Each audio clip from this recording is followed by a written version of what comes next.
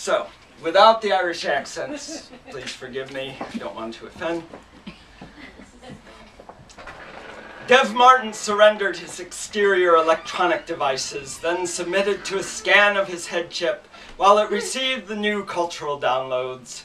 Exiting customs, he moved against the human tide of the Shannon Air and Compiler portal. Around him flowed the fleeing hundreds, slow, wide, orderly, not panicked and poor like the North Korean implosion, but of the same weary tradition. Their worldly goods, already shipped or decompiled, still seemed to weigh on their shoulders. The departing gazed at Dev with a disbelief and dark humor that assumed the new arrival didn't know what awaited him. Dev could have told the refugees that he understood, that he had lost everything too, but they wouldn't believe him. They'd probably kill him. So Dev kept walking, avoiding their gaze, hoping that no one in this disconnected zone would recognize him. A Garda officer stopped him. "Forget something?" she asked. "I just arrived." Haven't you already caused enough hurt?" "Yes," he agreed. Shite. She knew who he was. The big woman smiled like an Irish wolfhound at a hare. "Why don't you just turn yourself around then, before I tell these good people who you are?" Dev pulled out some hard copy papers. The Garda's brow furrowed. Then she waved the papers away. "Uni can kiss my Irish hoss. No one here cares any more what they say, boyo." But she didn't tell him to leave. "You know the terms of the referendum." "Yes," he said, knowing that she would give him the bad news anyway.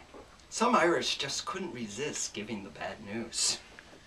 "Then you are aware that the final Cuchulainn barrier goes up in 3 days, and entry and departure for Referendum Island will be sharply curtailed. If you decide to remain after that time, you'll be committing to stay for 1 year." "Yes." She studied his face. "You're not just here to write reports for uni." "I'm looking for someone." She shook her head, but spared him most of that bad news. "Don't look for too long. You have 3 days." "Right. Cheers." "Oh, don't forget to turn on your Irish." "Turn on my what?" She tapped her head. "Language." "Right." Dev told his head chip to switch to Irish Gaelic. He said, "Thank you, and okay, and Guru Magat." Christ, what a gobstopper.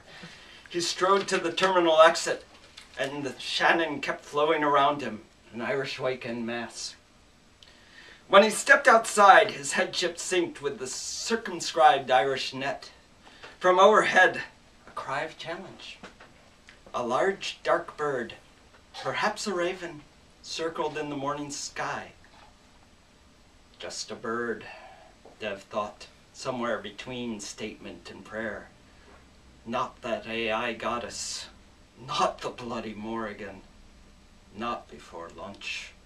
So that's the intro to my story. In the next scene, he meets up with the AI equivalent of James Joyce. Is basically his first design, his firstborn son, if you will, and they go off and have a series of merry adventures, and they drink a bit. And the AIs are perfectly capable of simulating drinking. That's the good thing about these AIs. So that's the story that will be out in the anthology after the Writers of the Future conference, and that's why this is an Ireland of the Future party. There you go. Future.